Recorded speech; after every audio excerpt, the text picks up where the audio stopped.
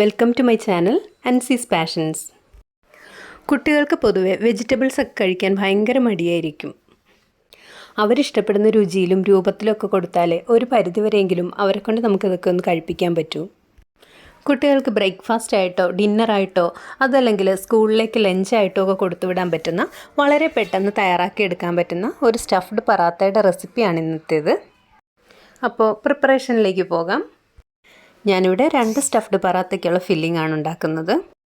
ഇതിനു വേണ്ടി ഒരു മീഡിയം സൈസ് സവാളയുടെ പകുതി ചോപ്പ് ചെയ്തത് ഒരു ബൗളിലേക്ക് ഇടാം. 1/2 ടീസ്പൂൺ ഇഞ്ചി ചോപ്പ് ചെയ്തത് ചേർക്കാം. എരിവ് ആവശ്യമുണ്ടെങ്കിൽ ഒരു പച്ചമുളക് ചോപ്പ് ചെയ്തത് ചേർക്കാം, ഇല്ലെങ്കിൽ സ്കിപ്പ് ചെയ്യാം. 3 ടേബിൾ സ്പൂൺ ഗ്രേറ്റ് ചെയ്ത ക്യാരറ്റ് ചേർക്കാം.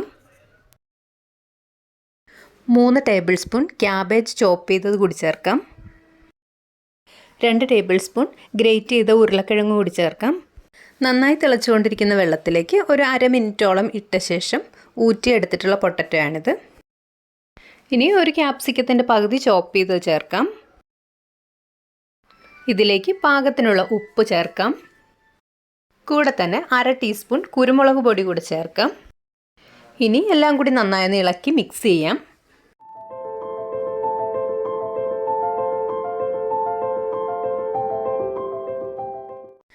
ഇനി ഇതിലേക്ക് 2 വലിപ്പമുള്ള കോഴിമുട്ട കൂടെ ചേർക്കാം. ചെറിയ കോഴിമുട്ടയാണെങ്കിൽ 3 എണ്ണം ചേർക്കാം. ഇനി വെജിറ്റബിൾസും മുട്ടയും കൂടി നന്നായി മിക്സ് ചെയ്യണം. നിങ്ങളുടെ കൈവശം വേവിച്ച ചിക്കൻ ഉണ്ടെങ്കിൽ അത് കുറച്ച് ഇതിലേക്ക് ഷ്രെഡ് ചെയ്ത് ചേർക്കാം. അതുപോലെ തന്നെ പനീർ, കോളിഫ്ലവർ പോലെയുള്ള വെജിറ്റബിൾസ് ഇവയൊക്കെ ഉണ്ടെങ്കിൽ നമുക്കിതിലേക്ക് ചേർക്കാവുന്നതാണ്. വേവാൻ ബുദ്ധിമുട്ടുള്ള വെജിറ്റബിൾസ് ആണെങ്കിൽ ഒരല്പം ഉപ്പ് ചേർത്ത് വേവിച്ച ശേഷം ഇതിലേക്ക് ചേർക്കുന്നതായിരിക്കും നല്ലത്. ഇപ്പോൾ മുട്ടയും വെജിറ്റബിൾസും നന്നായി മിക്സ് ആയിട്ടുണ്ട്. സ്റ്റഫ്ഡ് പറാത്തയ്ക്ക് വേണ്ടി ഞാനിവിടെ 4 ഗോതമ്പ് ചപ്പാത്തി പരത്തി എടുത്തിട്ടുണ്ട്. ഇതിന് പകരം നിങ്ങളുടെ കയ്യിൽ ചുട്ടെടുത്ത ചപ്പാത്തി ബാക്കിയുണ്ടെങ്കിൽ അത് ഉപയോഗിക്കാവുന്നതാണ്. ഇനി ഈ ചപ്പാത്തി ഒന്ന് ചുട്ടെടുക്കണം. ഒരു പാൻ സ്റ്റൗവിൽ വെച്ച് നന്നായി ചൂടായ ശേഷം അതിലേക്ക് ചപ്പാത്തി ഇട്ട് കൊടുക്കാം. ഒന്ന് ഡ്രൈ ആയി വരുമ്പോൾ മറിച്ചിടാം. ചെറുതായി ഒന്ന് കളർ മാറി വരുമ്പോൾ വീണ്ടും ഒന്നുകൂടി മറിച്ചിടാം. ഇനി ഇത് വീണ്ടും മറിച്ചിടേണ്ട ആവശ്യമില്ല. ഇതിൻ്റെ താഴ്വശം മാത്രം നന്നായിട്ടൊന്ന് കുക്കായി വന്നാൽ മതി. ഇതിൽ കുറച്ച് ബബിൾസ് വന്നു കഴിയുമ്പോൾ നമുക്കിത് പാനിൽ നിന്നും മാറ്റാം. ഇതേ രീതിയിൽ ബാക്കിയുള്ള ചപ്പാത്തികളും കൂടി ചുട്ടെടുക്കാം.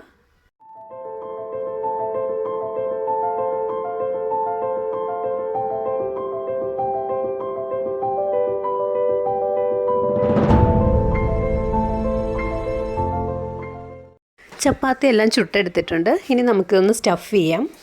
ചുട്ടെടുത്ത ചപ്പാത്തിയുടെ നന്നായി കുക്കായ ഭാഗം മുകളിൽ വരത്തക്ക വിധം പാനിലേക്ക് വെക്കാം. നമ്മൾ തയ്യാറാക്കി വെച്ച എഗ് വെജിറ്റബിൾ മിക്സിൽ നിന്നും പകുതി ഈ ചപ്പാത്തിക്ക് മുകളിലേക്ക് ഒഴിക്കാം. ഇനി ഒരു സ്പൂണോ ഫോർക്കോ ഉപയോഗിച്ച് ഇത് നന്നായി ഇതിൻ്റെ മേലെ ഒന്ന് പരത്തി കൊടുക്കാം. ഈ സമയം ഫ്ലെയിം സിമ്മിലായിരിക്കാൻ പ്രത്യേകം ശ്രദ്ധിക്കുക.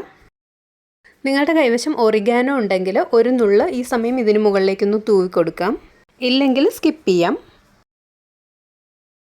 ഞാനിവിടെ ഒരു സ്ലൈസ് ചീസ് ഒന്ന് കട്ട് ചെയ്ത ശേഷം ഇതിന് മുകളിലേക്കൊന്ന് വെച്ച് കൊടുക്കുന്നുണ്ട്.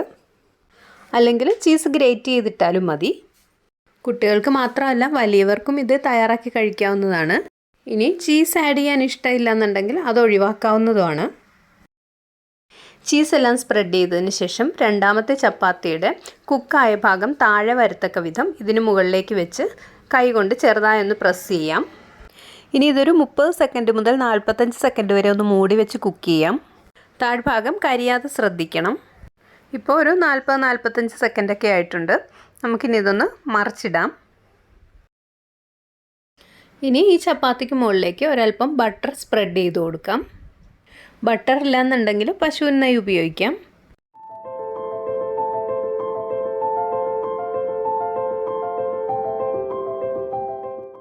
ഇനി ഇതൊന്നുകൂടി മറിച്ചിടാം. ഇനി ഇതിൻ്റെ മുകളിലേക്ക് ഒരല്പം ബട്ടർ സ്പ്രെഡ് ചെയ്ത ശേഷം നമുക്കിതൊരു പ്ലേറ്റിലേക്ക് മാറ്റാം.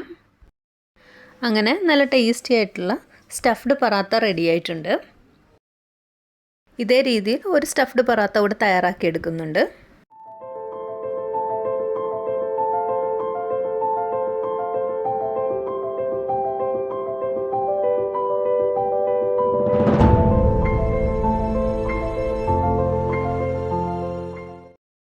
ഇതാ ഇപ്പോൾ രണ്ടാമത്തെ സ്റ്റഫ്ഡ് പറാത്തയും റെഡി ആയിട്ടുണ്ട്. ഈ ഒരു സ്റ്റഫ്ഡ് പറാത്തയ്ക്ക് പ്രത്യേകിച്ച് കറികളൊന്നും തന്നെ ആവശ്യമില്ല. തൈര് ഇഷ്ടമുള്ളവർക്ക് അധികം പുളിയില്ലാത്ത തൈര് ഇതിനൊരു ഡിപ്പായിട്ട് ഉപയോഗിക്കാം. അപ്പോൾ ഇന്നത്തെ ഈ ഒരു റെസിപ്പി നിങ്ങൾക്കെല്ലാവർക്കും ഇഷ്ടപ്പെട്ട് കാണുമെന്ന് കരുതുന്നു. റെസിപ്പി എല്ലാവരും ഒന്ന് ട്രൈ ചെയ്ത് നോക്കുക. വീഡിയോ ഇഷ്ടപ്പെട്ടാൽ ലൈക്ക് ചെയ്യുകയും നിങ്ങളുടെ അഭിപ്രായങ്ങളൊന്ന് കമൻറ്റ് ചെയ്യുകയും ചെയ്യുക. വീഡിയോ കാണുന്നവരിൽ ഇതുവരെ സബ്സ്ക്രൈബ് ചെയ്യാത്തവരുണ്ടെങ്കിൽ ദയവായി ഒന്ന് സബ്സ്ക്രൈബ് ചെയ്ത് സപ്പോർട്ട് ചെയ്യുക. അതുപോലെ തന്നെ ഈ ഒരു വീഡിയോ നിങ്ങളുടെ ഫ്രണ്ട്സിനും റിലേറ്റീവ്സിനും ഒക്കെ ആയിട്ട് ഒന്ന് ഷെയർ ചെയ്യുകയും ചെയ്യുക. ഉടൻ തന്നെ മറ്റൊരു വീഡിയോയുമായി കാണാം. താങ്ക്